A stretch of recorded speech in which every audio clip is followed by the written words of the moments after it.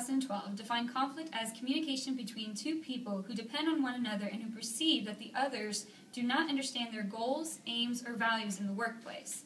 Gatlin, Wysocki, and Kepner, 2002, actually found that there are 8 causes to conflict, which are conflict needs, styles, perceptions, goals, pressures, roles, personal values, as well as unpredictable policies.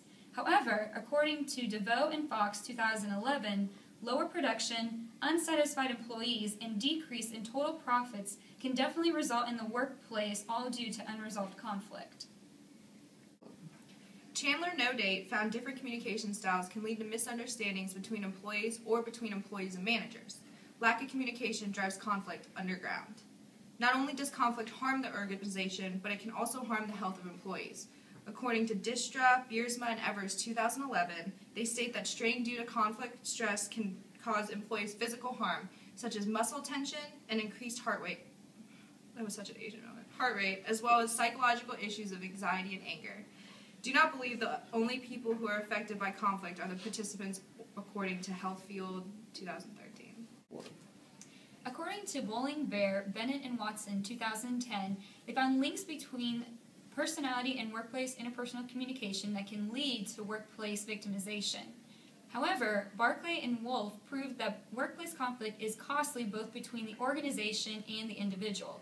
And while the workplace can definitely have a lot of consequences, Willis, 2012, claimed that conflict is actually not always a bad thing and that there are lessons to be learned from conflict in the workplace. Myatt No Date talks about how leadership and conflict go hand in hand in the workplace. Supervisors generally default to 1 or 2 primary conflict resolution styles, according to Chandler No Date. Virginia.gov No Date found that research shows 60 to 80% of all difficulties in organizations stem from strained relationships between employees, not from deficits in individual employees' skills or motivations. The typical manager spends 25 to 40% of his or her time dealing with workplace conflicts. Hagerman and Stoop, 2012, discussed various strategies for executing proper workplace conflict. A few of their suggestions are asking for help in order to engage more people in the problem just to get more ideas, apologizing when appropriate, and even using humor to alleviate awkward situations. Zupek, 2008, found that practicing preventive maintenance, getting leverage on yourself, as well as choosing your battles is essential to managing conflict in the workplace. And finally, Trudell and Rayo, 2011, found that the manner in which conflict is managed affects the process and outcome of the conflict. Segal and Smith, 2013, found that facing a conflict head-on and recognizing and responding to the things that matter most to the other person is the ideal response to conflict. Roby, 2011, found that the best way to resolve conflict is to refrain from raising your voice, consider all opinions and concerns from colleagues, monitor your nonverbal cues, and ask if there was a misunderstanding. Bill Koff, 2009, claims that to improve communication and reduce conflict, one should first seek to understand, then seek to be understood. And finally, Williams, No Date, found that collaborating promotes creative problem solving and promotes respect and rapport. However, it is not ideal for urgent or trivial conflicts. And now we are going to go to our reporters and see how many of the conflicts in various workplaces are dealt with on a daily basis.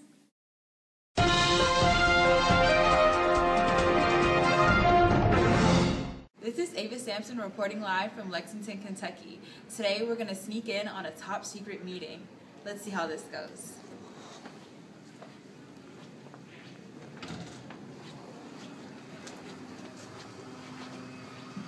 I mean, we need to figure out what we're going to name this company. What are your thoughts on it? I think Bing is a great name. You're so funny. You're great. It's funny. You know, seriously. Look, Bing. The layout looks great. Come on, what do you think we should do?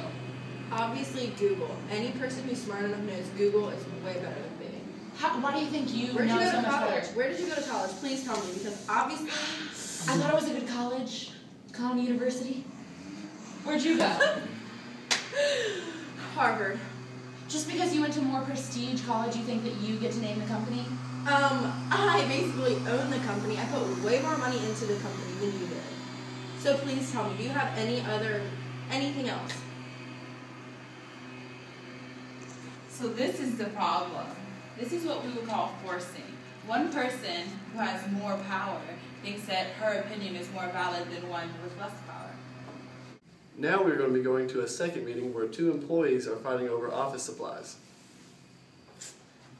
So, obviously, as you know, our company is debating on whether to use black ink or blue ink for our proposal. So, what are your thoughts on the situation? I think that we should use black ink. I think it's more professional, don't you think? I don't know. I like blue. You know, I feel like when people read it in blue, it sticks in their mind more. Okay, but if you think about any business proposal, they're usually always in black ink. Like, it's more professional. So, do we want to be like every other business, or? No, but that's just going to confuse people. I mean, it could look unprofessional to some people. That's not. What do you think the rest of the company is going to think on the situation? Black or blue? I guess we could go with blue. I mean, it's pretty and it's different. I mean, I guess we could just. Okay, perfect. So blue it is. In this situation, we saw accommodation. This isn't the most effective strategy because only one person sacrifices.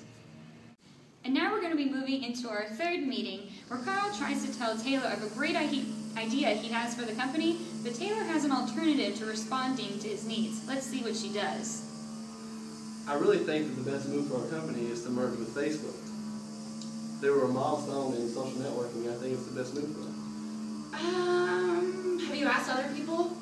Yeah, I've asked a couple people in the office, but I was seeing what you thought of. Well, do we have to talk about it right now? Well, we need to make this decision pretty soon.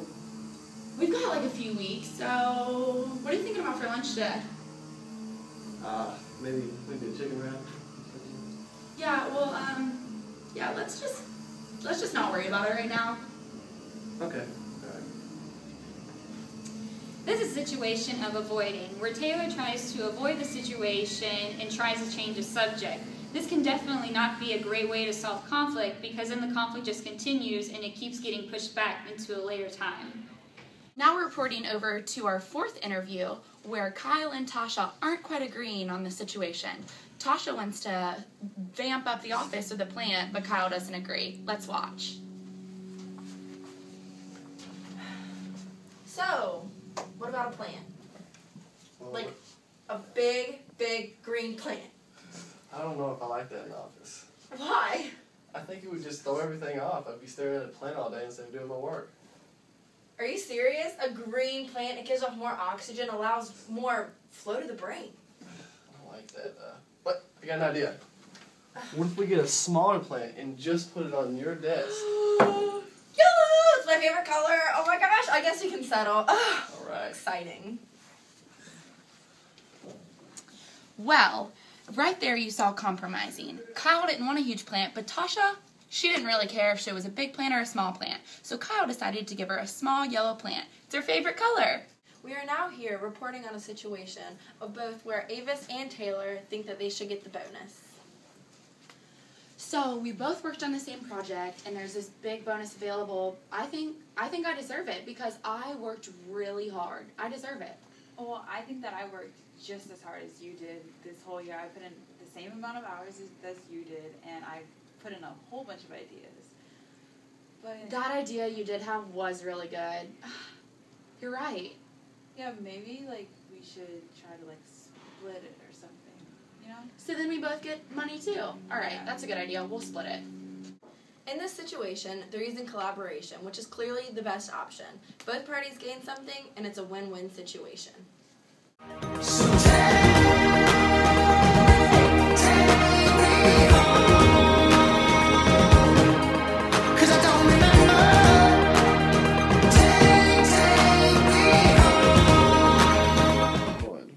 Thank you, Tasha. And now, in conclusion, conflict is inevitable in any organization. There are always going to be people who have different views, disagree. However, you can handle the conflict in what matters the most. Despite what most people assume conflict entails, it is more than just simply disagreeing. Conflict occurs anytime one person perceives that the other person is standing in the way of their goals, aims, or values. Contrary to what others may believe, conflict is not always bad. It promotes things such as creative problem solving and strengthening relationships between coworkers, if handled and managed properly. As we have seen earlier, there are 5 strategies that people use when faced with conflict in the workplace: forcing, accommodating, avoiding, compromising, and collaborating. There are strategies that are more successful than others in many different workplaces, but like we discussed, every workplace is different. So knowing the strategies is the first step to effectively managing conflict. Applying the right strategy to the right situation is the second step. For example, collaborating can lead to problem solving and respect for one another, but isn't ideal in many urgent situations. Informing and practicing effective conflict management strategies can mean the difference between a successful resolution and a huge or ongoing disagreement. In the face of conflict, additional strategies such as using neutral language, practicing preventative maintenance, and choosing your battles wisely can be helpful in the workplace to find a positive outcome for the conflict. To reduce and resolve conflict successfully, it is helpful if you try and see and understand the other person's perspective before you try to make them see and understand your point of view. All individuals in an organization will face conflict in one way or another. Therefore, training your organizational leaders as well as every other member of your organization how to effectively manage conflict in the workplace can lead to great success in your company as well as happy workers. Maintaining effective conflict management can help ensure that your company may remain intact throughout all the differences and challenges it may face. The best advice is to know the different ways to handle conflict and use your best judgment to decide which conflict management strategies are most appropriate. And thank you for watching Channel 1 News. And stay classy, San Diego.